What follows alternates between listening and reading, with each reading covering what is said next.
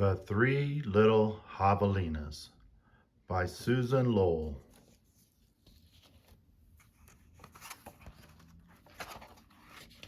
Illustrated by Jim Harris.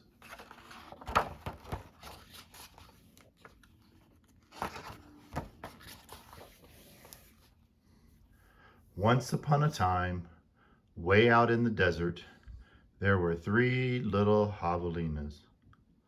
Javelinas are wild, hairy, southwestern cousins of pigs. Their heads were hairy, their backs were hairy, and their bony legs, all the way down to their hard little hooves, were very hairy. But their snouts were soft and pink. One day the three little javelinas trotted away to seek their fortunes.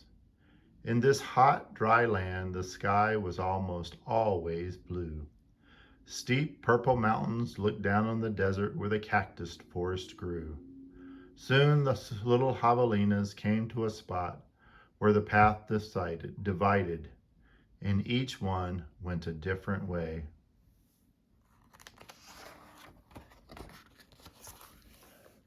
The first little javelina wandered lazily along. He didn't see a dust storm whirling across the desert until it caught him. The whirlwind blew away and left the first little javelina sitting in a heap of tumbleweeds. Brushing himself off, he said, "I'll build a house with them." And in no time at all, he did.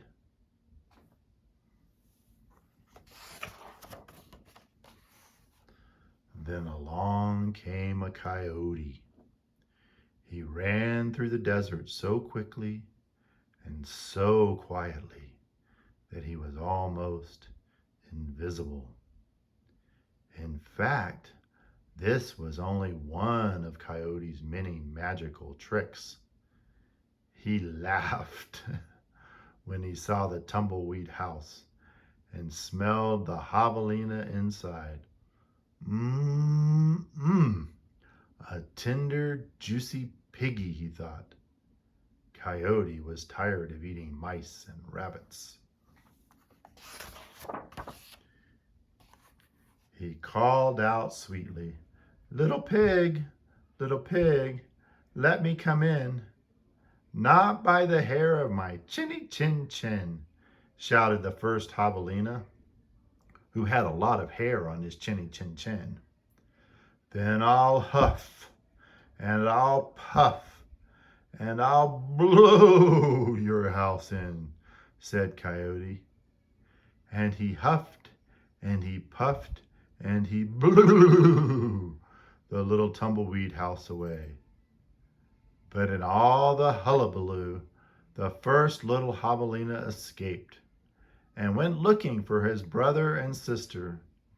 Coyote, who was very sneaky, tiptoed along behind. The second little javelina walked for miles among giant cactus plants called saguaros. They held their red, ripe fruit high in the sky, but they made almost no shade. And the little javelina grew hot. Then he came upon a Native American woman who was gathering sticks from inside a dried up cactus. She planned to use these long sticks called saguaro ribs to knock down the sweet cactus fruit. The second little javelina said, "Please, may I have some sticks to build a house?" "How?" she said, which means yes in the language of the desert people. When he was finished building his house, he lay down in the shade. Then his brother arrived, panting from the heat, and the second little javelina moved over and made a place for him.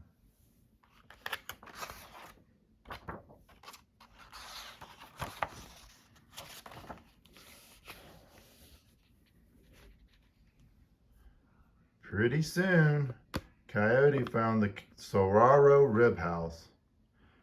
He used his magic to make his voice sound just like another javelina's. Little pig, let me come in, he called. But the little javelinas were suspicious.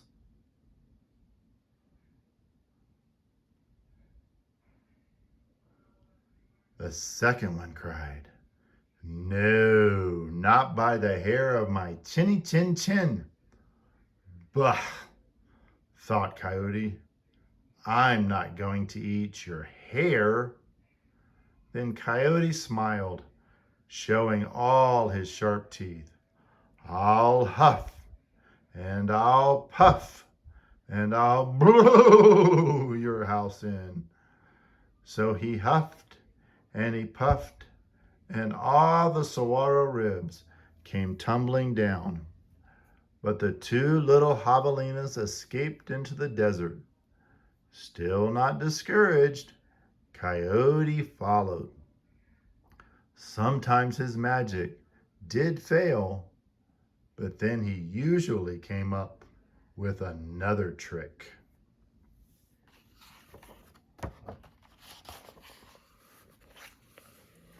The third little javelina trotted through beautiful Palo Verde trees with green trunks and yellow flowers. She saw a snake sliding by, smooth as oil. A hawk floated round and round above her. Then she came to a place where a man was making adobe bricks from mud and straw. The bricks lay on the ground, baking in the hot sun. The third little javelina thought for a moment and said, "May I please have a few adobes to build a house?" "Sí," answered the man, which means yes in Spanish, the brickmaker's language. So the third javelina built herself a solid little adobe house, cool in summer and warm in winter. When her brothers found her, she welcomed them in and locked the door behind them. Coyote followed their trail.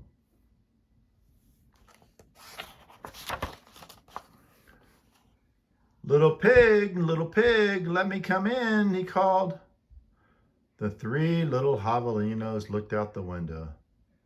This time the coyote pretended to be very old and weak, with no teeth and a sore paw. But they were not fooled. "No, not by the hair of my chinny chin chin," called back the third little javelina. "Then I'll huff, and I'll puff, and I'll blow your house in," said Coyote. He grinned, thinking of the wild pig dinner to come. "Just try it," shouted the third little javelina. So Coyote huffed and he puffed, but the adobe bricks did not budge. Again, Coyote tried. "I'll huff and I'll puff and I'll blow your house in." The three little javelinas covered their hairy ears. But nothing happened. The javelinas peered out the window.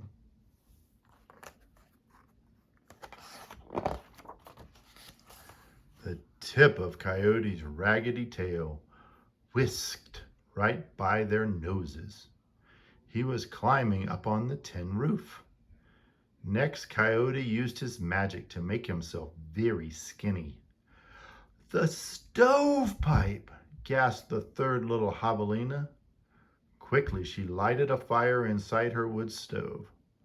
"What a feast it will be," Coyote said to himself.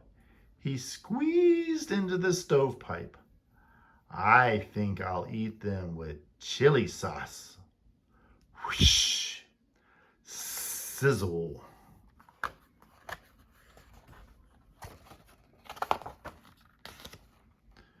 Then the three little javelinas heard an amazing noise.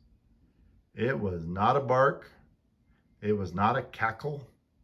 It was not a howl. It was not a scream. It was all of those sounds together. Yip, yap, yeep, yow! Away ran a puff of smoke, shaped like a coyote.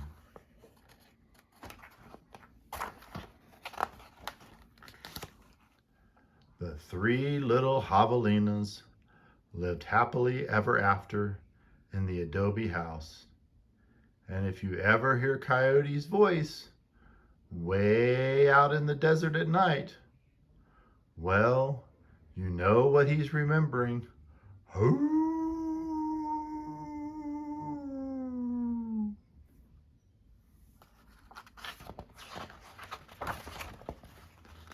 The end.